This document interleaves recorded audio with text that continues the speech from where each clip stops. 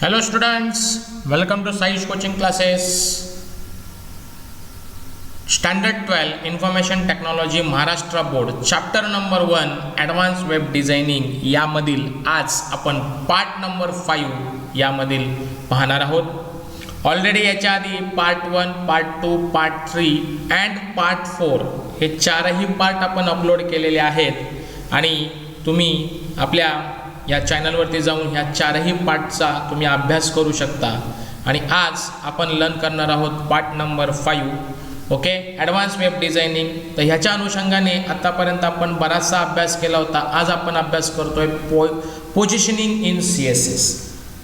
Positioning म्हणजे काय तर CSS मध्ये एखाद्या एलिमेंटची मला पोझिशन एक डिक्लेअर करायची असेल तर त्या गोष्टीला आपण काय म्हणतो की पोझिशनिंग इन CSS. मग यामध्ये काय म्हटलं आहे पहा बरं. CSS helps to position the HTML elements. काय करतो कास्केडिंग स्टाईल शीट हा आपल्याला काय करतो HTML एलिमेंटची पोझिशन फिक्स करण्यासाठी किंवा पोझिशन डिक्लेअर करण्यासाठी काय करत असतो हेल्प करतो मदत करतो.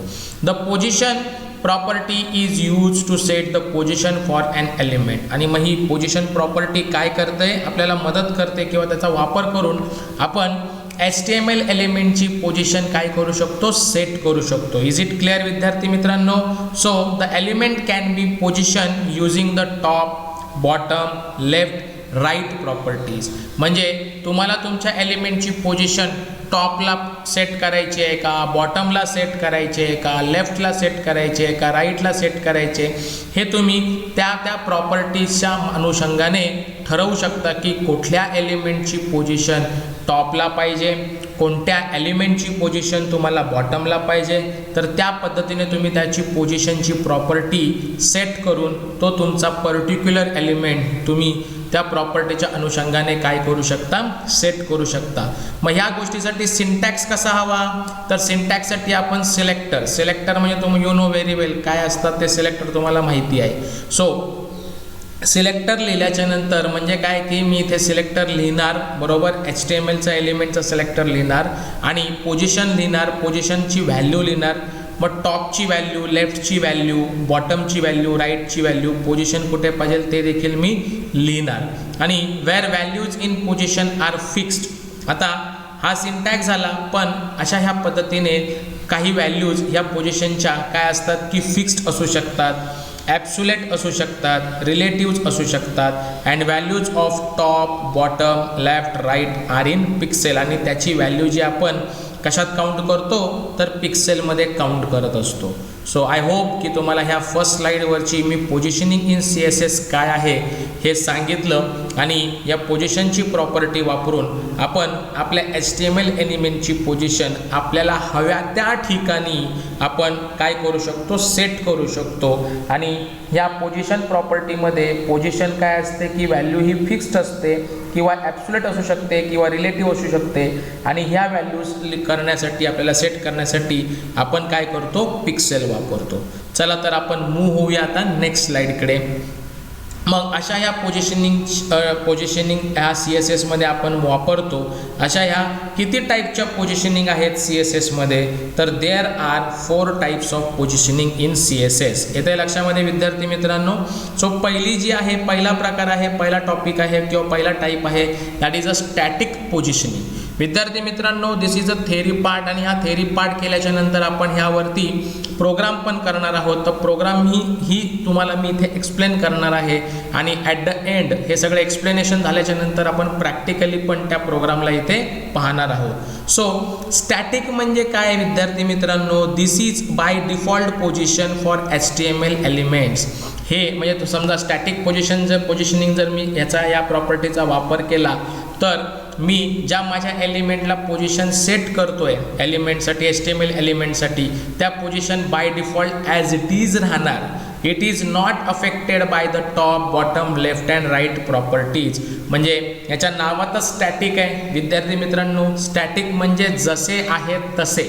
आपण म्हणतो ना आपल्या ज्ञानेश्वरीच्या ओवींमध्ये जैसे आहे तैसे ठेवा म्हणून किंवा ज्ञानेश्वरी म्हणता येणार नाही आपण ह्या संतमाणींच्या ओव्यांमध्ये आपण म्हणतो की जैसे आहे जैसे ठेविले तैसेच राहून दे असं आपण म्हणतो कदाचित, म्हणून म्हटलं की जसं आहे तसंच. मग तुमच्या या HTML एलिमेंट्सला कसं आहे की त्या एलिमेंट्स स्टॅटिक पोझिशन जर मी प्रॉपर्टी सेट केली तर तो HTML एलिमेंट कसा असणार आहे, ज्या ठिकाणी आहे त्याच ठिकाणी तो राहणार आहे. येतंय विद्यार्थी मित्रांनो लक्षामध्ये. सो नेक्स्ट प्रॉपर्टी आहे, नेक्स्ट टाइप आहे that is a fix positioning. So this property helps to put the text fixed on the browser. म्हणजे जर तुम्ही ही प्रॉपर्टी सेट केली तर तो ब्राउझरमध्ये तुम्ही वर खाली स्क्रोल करा, तो पोझिशन त्याच्यापासून तिकडून तो हलणार नाही. The fix property force an element into fix position relative to the browser window. The fix element will not move even when the page is scrolled. बघा मी आत्ताच सांगितलं होतं की नाही विद्यार्थी मित्रांनो, तुम्ही पेज स्क्रोल करा किंवा काय, जर तुम्ही फिक्स प्रॉपर्टी जर त्या पर्टिक्युलर एलिमेंटवरती वापरली असेल तर तो तुम्ही पेज स्क्रोल करा किंवा काही करा, तो तिकडनं हलणारच नाही. बरोबर आहे, तो चिटकून बसलेला असणार आहे. So third type is that the relative positioning. मग रिलेटिव्ह पोझिशनिंग काय आहे? The relative positioning property is use to set the element relative to its normal position. म्हणजे ह्या पोझिशनचा वापर करून आपण काय करू शकतो, त्याला नॉर्मल पोझिशनवरती काय करू शकतो, सेट करू शकतो. आणि ॲब्सोल्यूट पोझिशनिंग म्हणजे काय, तर this property sets an element in a specific location. एका स्पेसिफिक लोकेशनवरती जर मला सेट करायचं असेल तर मी ॲब्सोल्यूट पोझिशनिंगची प्रॉपर्टी वापरतो. And it is not affected by the flow of the page. आणि तो पेजचा फ्लो कसा पण असू दे, पण त्या गोष्टीवर त्याचा काही एक इफेक्ट होत नाही.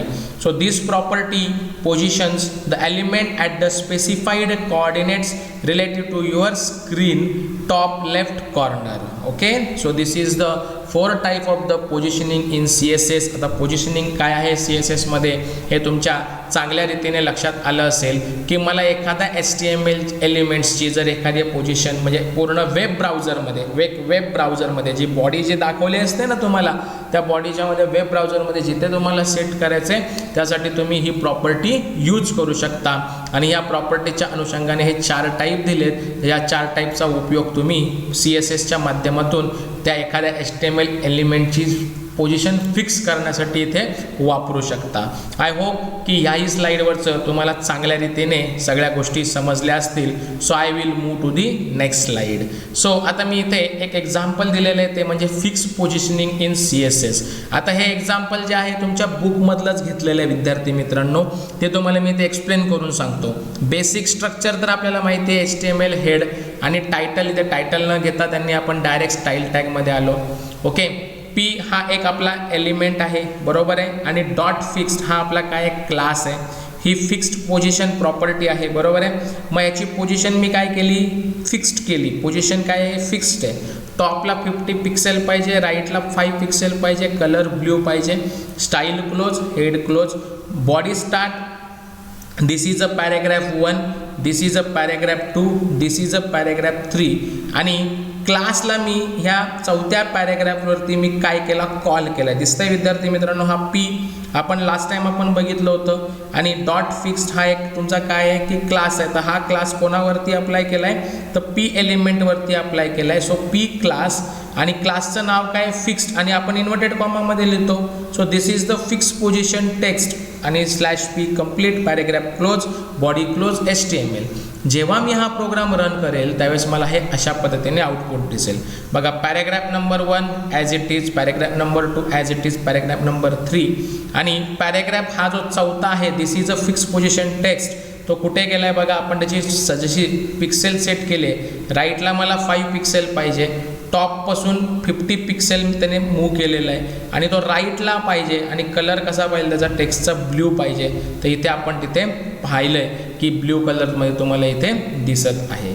I hope you are understood this program. So याही स्लाईडवरचं तुम्हाला काही गोष्टी अशा काही त्याला प्रॉब्लेमॅट्रिक नसाव्यात असं ॲज्युम करतो आणि तुम्हालाही समजले अशी आशा करतो. आणि मी नेक्स्ट स्लाईडवरती मूव करतो.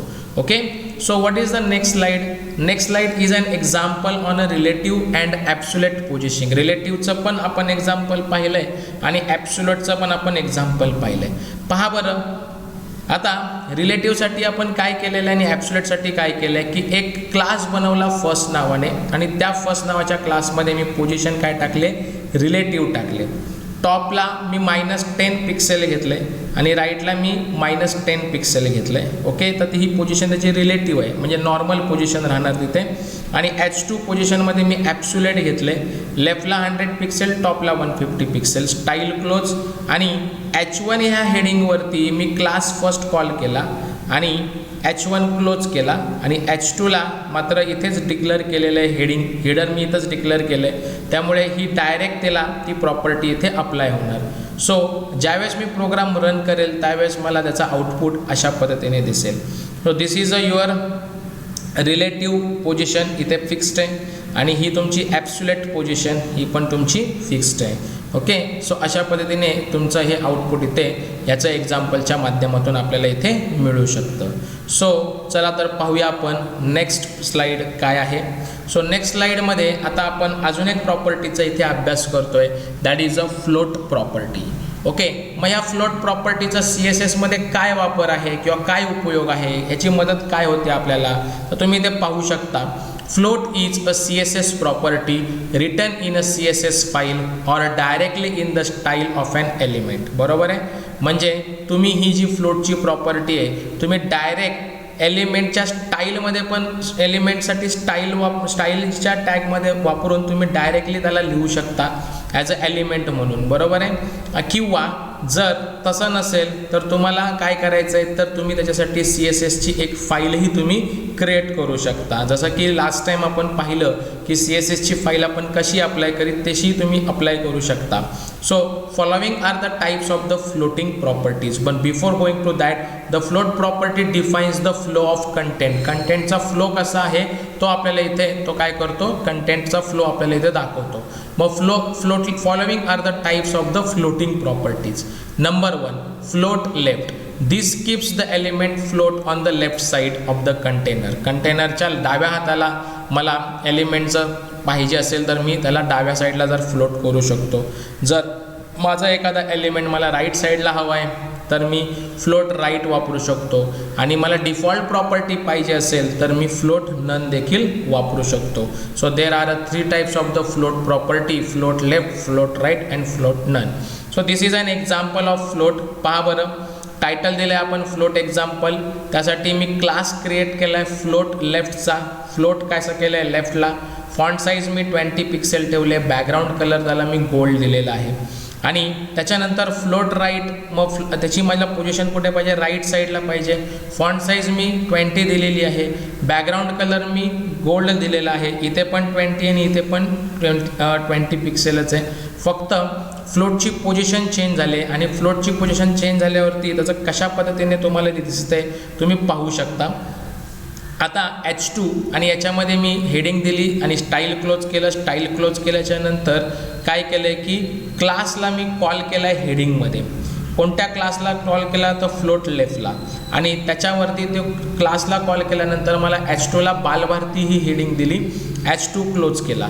आणि त्याच्यानंतर हेडिंगला लगेच मी काय केलं, एक पॅरेग्राफ लिहिला की this text rearrange itself to flow around the element that is floated left. आणि त्याच्यानंतर मी पुन्हा एक हेडिंग दिली H2 क्लास आणि त्याच्यामध्ये फ्लोट राईट केला. बघा, हेडिंगची नावं जरी सेम असली तरी फ्लोटिंग प्रॉपर्टी लेफ्ट आणि राईट वेगळी आहे. इथे पण बालभारतीच दिलं आणि इथे लिहिले the text arrange itself to flow around the element that is a floating right, body close, HTML close. ज्या वेळेला मी हा प्रोग्राम रन करतो त्यावेळेला मला आउटपुट अशा पद्धतीने मिळेल. बघा, लेफ्टची फ्लोटिंग प्रॉपर्टी अशी झाली आणि राईटची फ्लोटिंग प्रॉपर्टी ही अशा पद्धतीने झाली. आणि फ्लोटिंग प्रॉपर्टीमध्ये आपण बालभारती हे आपण नाव तिथे सेट केलेलं आहे. मग हा फ्लो ऑफ कंटेंट झाला की लेफ्टने सुरू झाल्यावरती लेफ्टचं कंटेंट ह्या पद्धतीने आणि आता राईटने सुरू झालं राईटचं कंटेंट ह्या पद्धतीने. सो हे आपण प्रॅक्टिकली सगळे करून पाहणार आहोत विद्यार्थी मित्रांनो, कारण इथे स्लाईडमध्ये मी फक्त तुम्हाला एक्सप्लेनेशन करतोय की कशा पद्धतीने हे आउटपुट आपल्याला मिळतंय आणि हा प्रोग्राम कशा पद्धतीने रन होणार आहे. So I will move on to the next slide. The next slide, in that next slide we will learn the another property of the CSS. So that is a display property. बरोबर आहे विद्यार्थी मित्रांनो. मग CSS मध्ये आपण आता काय काय शिकलो तर तुम्हाला लक्षात आलं असेल की ID सिलेक्टर काय असतात, सिलेक्टरचे टाईप्स शिकलो. बरोबर आहे. सिलेक्टरच्या टाईप्स नंतर आपण प्रॉपर्टी आणि व्हॅल्यू शिकलो आणि प्रिव्हियस व्हिडिओमध्ये आपण बऱ्याचशा आपण काय केल्या प्रॉपर्टीज पाहिल्या आणि ह्याही व्हिडिओमध्ये आपण जवळजवळ काय पाहिलं तर डिस्प्ले प्रॉपर्टी पण पाहिली, फ्लोट प्रॉपर्टी पण पाहिली आणि पोझिशनिंग कशी असते एलिमेंटची ते देखील आपण पाहतोय. आणि ह्या स्लाईडमधली ही शेवटची प्रॉपर्टी आहे, that is a display property. मग डिस्प्ले प्रॉपर्टी काय करते CSS मध्ये? Sir display property in CSS defines how the component that is अ डिव, हे कंपोनंट आहेत बरं का, that is a very important की ज्यावेळेस तुम्ही एखादा वेबपेज बनवता त्यावेळेस हे कंपोनंट कोणाचे कंपोनंट आहेत तर CSS प्रॉपर्टीचे किंवा CSSचे डिस्प्ले प्रॉपर्टीचे हे कंपोनंट आहेत. Div, hyperlink, heading etcetera are going to place on the web page. मग ह्याला वेब पेजमध्ये ज्या वेळेला मला हे प्रॉपर्टी सेट करायचे असतात त्यावेळेस मी या कंपोनंटचा देखील तिथे वापर करत असतो. So it specifies how the element is display. As the name suggest this property is use to define the display of a different parts of a web page. मग सिंटॅक्समध्ये काय आहे तर डिस्प्ले आणि त्याची व्हॅल्यू, व्हॉट व्हॅल्यूज आर, हे आपण असं इथे करतो. मग त्यापैकी किती टाईपच्या प्रॉपर्टीज आहे त्याच्यामध्ये तर पहिली प्रॉपर्टी इनलाईन. इनलाईन म्हणजे तुम्ही ऑलरेडी याच्या आधीही शिकला होतात की इट इज डिस्प्ले कास्केडिंग स्टाईलमध्येच आपण शिकलो होतो. Inline cascading, inline CSS, internal CSS आणि एक्सटर्नल CSS, बरोबर आहे. इनलाईन म्हणजे काय की एका सिंगल लाईनसाठी. So it is use to display an element as a inline element, एका सिंगल एलिमेंटसाठी. Block, it is use to display an element as an block element, बरोबर आहे. It starts on a new line and take up the hole width of the browser window. पूर्ण ब्राउझरची तो window cover करतो आणि त्याच्यामध्ये block बनवतो. Block inline म्हटल्यावरती this value is very similar to inline element but different is that you are able to set the width and height. याच्यामध्ये width आणि height आपण सेट करू शकत नाही. आणि सॉरी नन मीन्स काय तर the element is completely remove. So I hope की you also understood the display property also. आणि ह्याच्यावरती आपल्याला एक एक्झाम्पल आपल्या बुकमध्ये दिलेलं आहे डिस्प्ले प्रॉपर्टीसाठी, तर तुम्ही इथे पाहू शकता की कशा पद्धतीने हे एक्झाम्पल तुम्हाला इथे दिलेलं आहे. ह्या एक्झाम्पलचा आपण काय करूया, एक स्टडी करून घेऊया आणि ह्या स्टडी करून झाल्याच्या नंतर आपण काय करूया की हे जेवढे आपण एक्झाम्पल ह्या स्लाईडच्या माध्यमातून पाहिले ते मी प्रॅक्टिकली पण तुमच्यासाठी मी टाईप करून ठेवलेले आहेत आणि तेही आपण प्रॅक्टिकली रन करून पाहणार आहोत विद्यार्थी मित्रांनो. सो चलो come to the points. That is a doc type HTML, हे तर आहेच HTML5 साठी HTML हेड स्टाईल. मग आता P नावाचा एक काय आहे आपला एक एलिमेंट आहे आणि त्याच्यावरती आपण काय करतोय डिस्प्ले प्रॉपर्टी सेट करतोय. तर डिस्प्ले कसं पाहिजे, इनलाईन पाहिजे. ही व्हॅल्यू त्याची आपण सेट केली डिस्प्ले आणि व्हॅल्यू काय सेट केले इनलाईन म्हणजे एका ओळीत ते आलं पाहिजे. स्टाईल क्लोज, त्याच्यानंतर हेड क्लोज. मग हेड क्लोज झाल्यानंतर बॉडी स्टार्ट. बॉडी स्टार्टमध्ये मी पहिला पॅरेग्राफ लिहिला welcome to Balbharati, paragraph close. Second पॅरेग्राफमध्ये मी जावास्क्रिप्ट लिहिलं, paragraph close. HTML5 paragraph close. CSS paragraph close, body close, HTML close. बघा प्रॉपर्टी कुठली वापरली आपण डिस्प्ले, पण त्याच्यामध्ये व्हॅल्यू काय दिले इनलाईन. आणि कोणावरती वापरले एलिमेंट वापरले P. मग Pचे जेवढे एलिमेंट त्या बॉडीमध्ये आहेत ते सगळे एका लाईनमध्ये आपल्याला दिसले पाहिजेत असा त्याचा अर्थ होतो. तर मग हा प्रोग्राम रन केल्यावरती आपल्याला आउटपुट काय दिसेल तर विद्यार्थी मित्रांनो तुम्हाला इथे पाहताय की आउटपुट कशापर्यंत दिसतंय तर welcome to Balbharati, JavaScript, HTML, CSS हे सगळं काही एका लाईनमध्ये तुम्हाला इथे दिसतंय. So this is the output of a display property. So आता आपण काय करूया की वन बाय वन या सगळ्या गोष्टींचा आपण काय करूया प्रॅक्टिकली अभ्यास करूया. आणि प्रॅक्टिकल अभ्यास करण्यासाठी मी काय करत आहे आता तुम्हाला माझ्या म्हणजे कम्प्युटर स्क्रीनमध्ये जिथे मी नोटपॅड माझे तयार करून ठेवलेत तिथे मी तुम्हाला घेऊन येतो आणि आपण त्या गोष्टीचा चांगल्या रीतीने अभ्यास करूया. ओके. सो चला तर विद्यार्थी मित्रांनो मी तुमच्यासाठी ऑलरेडी इथे IT स्टँडर्ड 12 नावाचं एक फोल्डर तयार केलं आहे. त्याच्यामध्ये आपल्या ह्या सगळ्या PPTs असतात. प्रॅक्टिकलमध्ये मी फोल्डरमध्ये हे एक्झाम्पल्स तयार केलेत आणि आज आपला पार्ट 5 चालला आहे. पार्ट 5चा प्रॅक्टिकल आहे. सगळ्यात प्रथम आपण पाहूया program on fix position. So मी प्रथम आपल्या नोटपॅडमध्ये ओपन करून दाखवतो की तुम्हाला हा प्रोग्राम मी व्यवस्थित तुम्हाला इथे जसा आहे तसा मी टाईप करून ठेवलेला आहे. आपण पाहिलं की मगाशी आपण काय केलं की डॉट म्हणजे हा काय क्लास तयार केला आहे फिक्स्ड आणि त्याच्या पोझिशन आपण इथे लिहिलेले आहेत आणि तो कोणासाठी कॉल केला आहे तर पी यासाठी आपण कॉल केलेला आहे.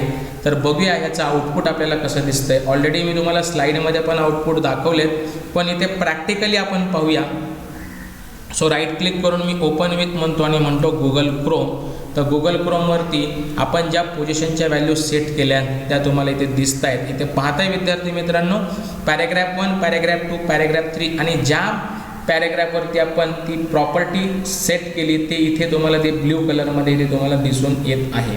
Okay, so this is a example number first of the fix positioning in CSS. I hope की तुम्हाला हा प्रोग्राम चांगल्या रीतीने समजला असेल. आता दुसऱ्या प्रोग्रामकडे मी वळतोय विद्यार्थी मित्रांनो. त्यामध्ये मी तुम्हाला दुसरं एक्झाम्पल दिलं होतं तुम्हाला रिलेटिव्ह अँड ॲब्सोल्यूट पोझिशनिंगचं. तर तुम्हाला इथे दिसत असेल तर प्रोग्राम मी त्या पद्धतीने लिहिलेला आहे.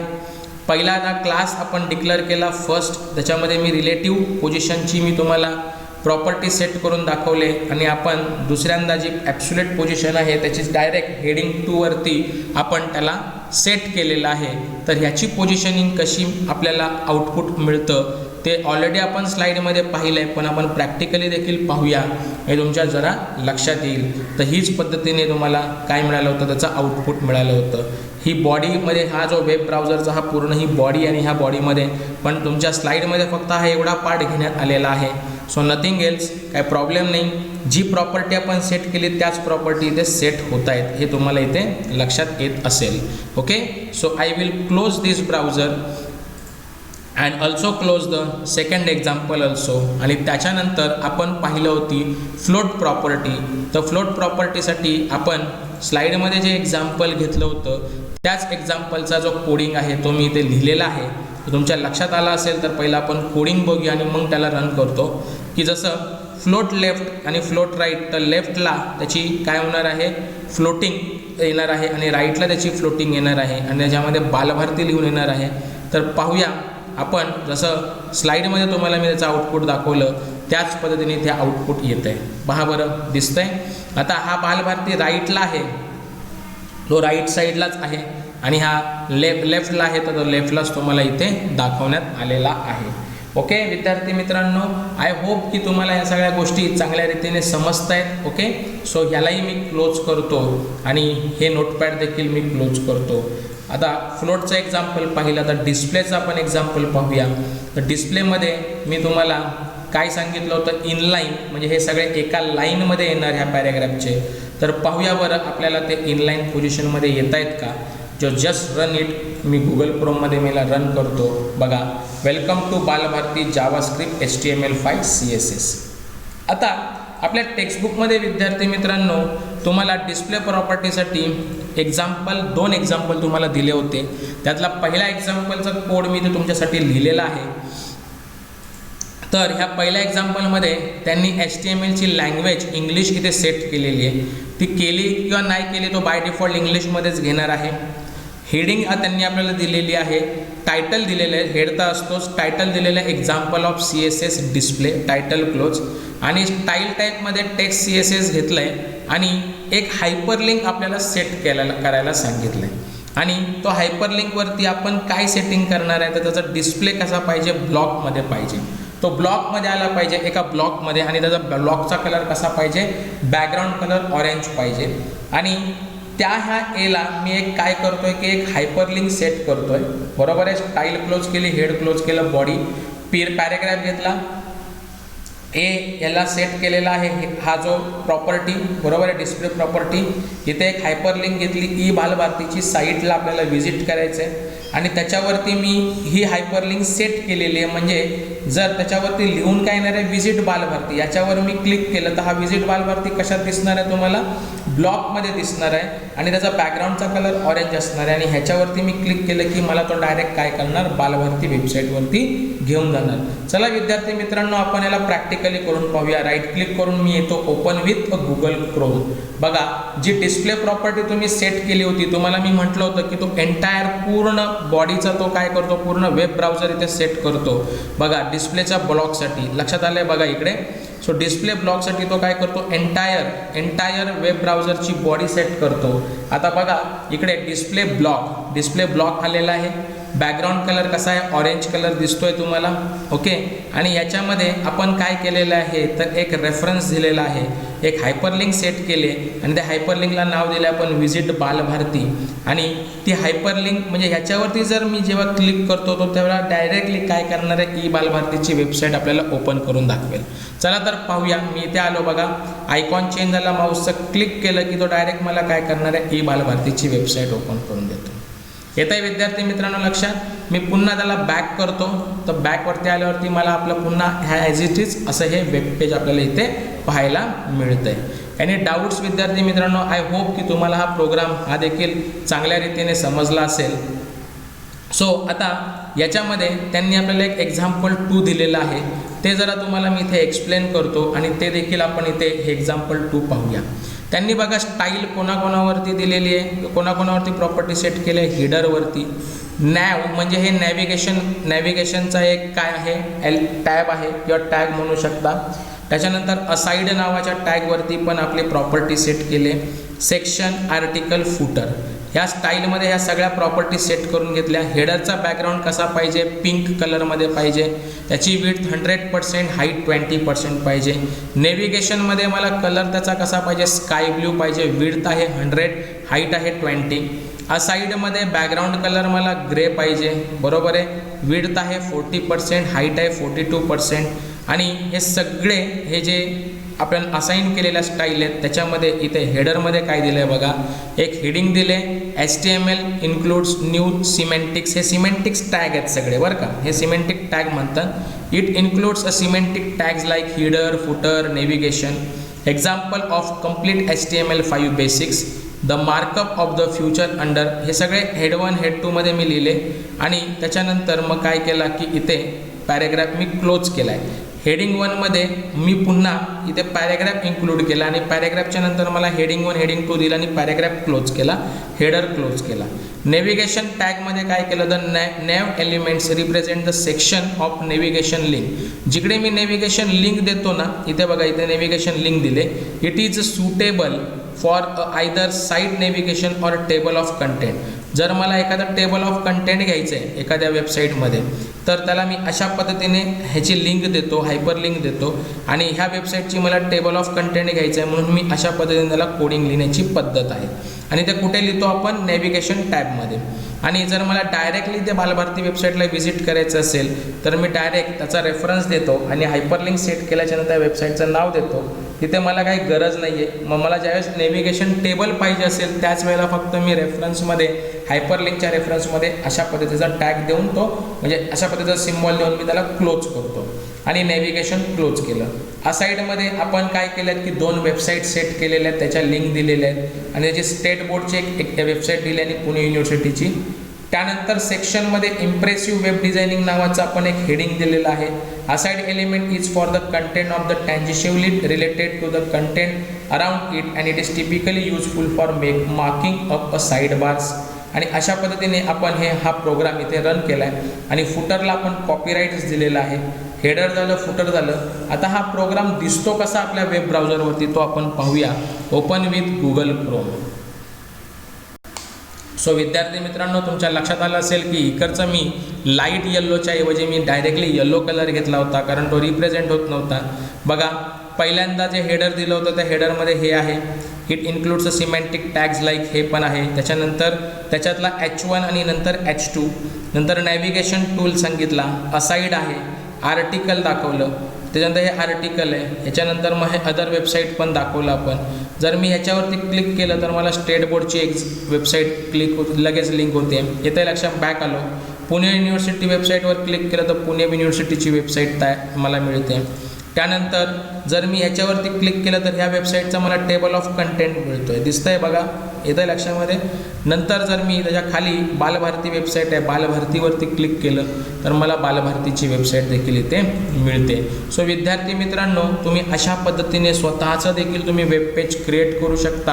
आणि जसं इथे लिहिलं आहे कॉपीराईट 2018 बालभारती, स्वतःची ही तुम्ही वेबसाईट तुम्ही इथे तयार करण्याचा प्रयत्न करू शकता विद्यार्थी मित्रांनो. सो अशा पद्धतीने आजच्या ह्या व्हिडिओमध्ये आपण काय काय गोष्टी लर्न केल्या तर सगळ्यात महत्त्वाचं म्हणजे positioning in CSS, fix position काय आहे, ते पाहिलं, रिलेटिव्ह पोझिशन काय आहे ते पाहिलं, ॲब्सोल्यूट पोझिशन काय आहे ते पाहिलं, फ्लोटच्या प्रॉपर्टी आपण पाहिल्या. ओके. आणि त्याचबरोबर जर तुमच्या लक्षात आलं असेल तर डिस्प्ले प्रॉपर्टी देखील आपण पाहिली. आणि ह्या सगळ्या प्रॉपर्टीचा अभ्यास करता करता आपण काय पाहिलं तर ह्या सगळ्या गोष्टी आपण इथे पाहिल्या आणि चांगल्या रीतीने इथे आपण अभ्यास केला. तर तुमच्या लक्षात आलं असेलच की या सगळ्या प्रॉपर्टी किती महत्त्वाच्या आहेत हे तुमच्या सगळ्यांच्या चांगल्या रीतीने लक्षात आलं असेल अशी मी इथे आशा करतो. आणि हा व्हिडिओ तुम्हाला चांगल्या रीतीने समजला असेल असं मी इथे ग्राह्य धरतो. ओके. सो अशा पद्धतीने आजच्या ह्या व्हिडिओमध्ये आपण बऱ्याच गोष्टींचा अभ्यास केला आणि ह्या तुम्हाला चांगल्या रीतीने समजल्या पण असतील अशी मी आशा करतो. आणि हा व्हिडिओ आपल्या इथे संपला असं ग्राह्य करतो. Before going to end session सगळ्या विद्यार्थ्यांना एक रिक्वेस्ट आहे की जर तुम्ही आपल्या चॅनलवरती जर नवीन असाल तर प्लीज सबस्क्राईब करा, जेणेकरून तुम्हाला नवनवीन व्हिडिओ आपल्या याचे नोटिफिकेशन मिळतील.